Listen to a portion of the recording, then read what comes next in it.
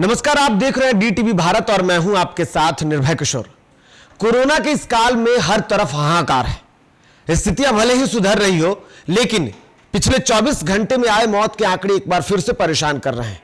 ऐसे में स्वास्थ्य व्यवस्था क्या है और कैसी है, इस पर लगातार सवाल खड़े हो रहे हैं। इसी को लेकर के बिहार के पूर्व स्वास्थ्य मंत्री और वर्तमान में हसनपुर से राजद विधायक तेज प्रताप यादव दरभंगा पहुंचते हैं।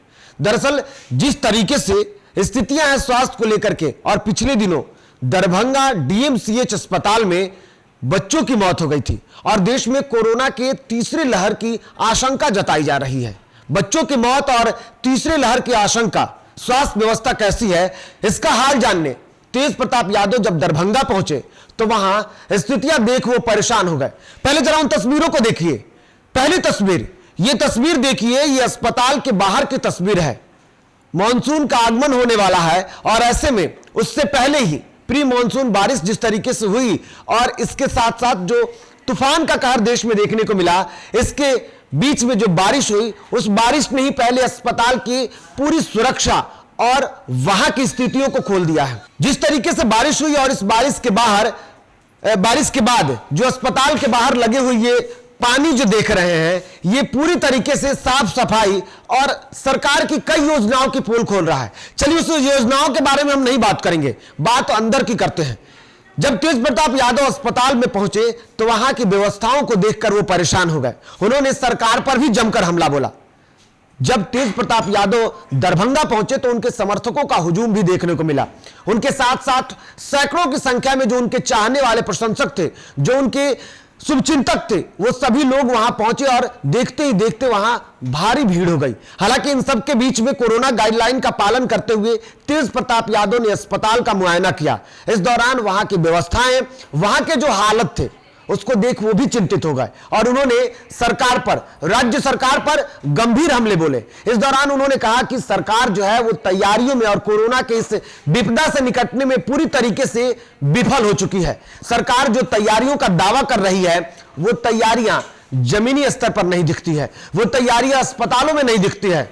आपको बता दूं कि डीएमसीएच अस्पताल, खुद इस अस्पताल में जाप सुप्रीमो पप्पू यादव भी हैं और वो पहले भी इसको लेकर के लगातार प्रशासन पर, अस्पताल प्रशासन पर भी हमला बोलते आए और ऐसे में अब उस स्थितियों को लेकर के तेज प्रताप यादव भी सरकार पर हमले करते हुए दिखे हैं। हालांकि जिस तरीके से कोरोना के गाइडलाइंस को पालन करने की बात की जाए तो और जितने भी समर्थक आए थे, सभी ने कोरोना गाइडलाइन का पालन किया हुआ था। आप देख सकते हैं तेज प्रताप यादव ने भी कोरोना के पूरे नियमों का पालन करते हुए लोगों को भी समझाया कि कोरोना गाइडलाइन को किस तरीके से पालन करना है, कोरोना से कैसे बचना है, और इसके साथ साथ उन्होंने भी पूरे नियम कायदे कानून का पालन किया था। आप देख सकते हैं तेज प्रताप यादव ने बाज़ाब्ते स्वास्थ्य विभाग और सरकार के द्वारा जारी गाइडलाइन डबल मास्क का भी उन्होंने इस्तेमाल किया है और इस दौरान वो सरकार पर जमकर हमला बोलते भी नजर आए। क्या कुछ कहा तेज प्रताप यादव, जरा आप भी सुनिए। मोबाइल आ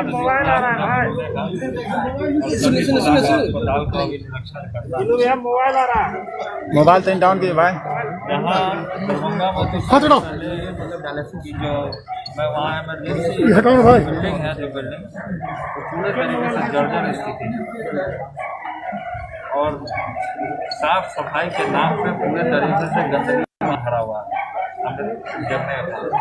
फिर इधर आए तो जल जमाव की स्थिति बनी हुई है। अधीक्षक कार्यालय है ये, यहाँ भी जल जमाव है, डेंगू फैलता है यहीं से। अस्पताल से ही यहाँ का जो अस्पताल हाँ जी, लोगों ने करूँ हाँ जी। और ये जो बिल्डिंग है सामने, इसके पीछे कचरा सब यहीं पे जलाया जा रहा है। डायलिसिस सेंटर है ये, डायलिसिस सेंटर है, यहीं पर कचरा जलाया जा रहा है। बहुत तरीके की समस्या को हमने देखने का काम किया और पता नहीं यहाँ के अधीक्षक अभी कहाँ गायब हो गए, समझ में नहीं आ रहा है। अधीक्षक साहब आइए। संतुष्ट है जो दौरा किया उससे आपको संतुष्टि है? यहाँ पूरी तरीके से गंदगी है, 1 मिनट तो क्या सेकंड भर भी आदमी यहाँ खड़ा नहीं हो सकता। आप देख रहे हैं कि अभी कितना मशक्कत करना पड़ा वहाँ से हमको यहाँ आने।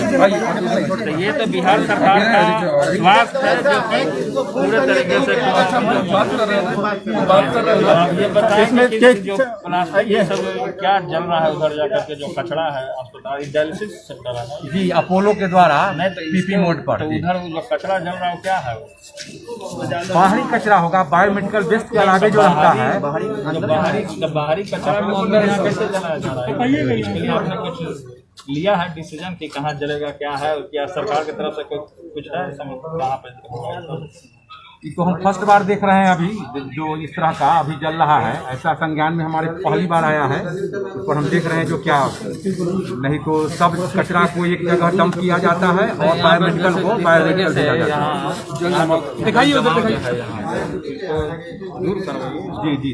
तो सुना आपने सरकार की ये विफलता और सरकार की ये नाकामी जो है वो लगातार विपक्ष एकजुटता के साथ मुस्तैदी के साथ दिखाने की बातें कर रहा है और लगातार जो कमियां हैं वो सब कुछ दिख रही है और विपक्ष इसको लेकर के सरकार पर हमलावर है। इन सब के बीच में कोरोना का संक्रमण जो है वो अभी उसको ऐसे नहीं कह सकते, भले ही आंकड़े कम हो रहे हो, लेकिन संक्रमण से बचने की जरूरत है और इसके लिए बजाबते आपको कोरोना गाइडलाइन का बखूबी पालन करना होगा, मास्क और सैनिटाइजर का इस्तेमाल करना होगा, सोशल डिस्टेंसिंग का पालन करना होगा और सूझबूझ के साथ इस संक्रमण से लड़ने के लिए आपको सचेत रहने की जरूरत है। और देखते रहें डीटीवी भारत। फिलहाल मुझे दीजिए इजाजत, नमस्कार।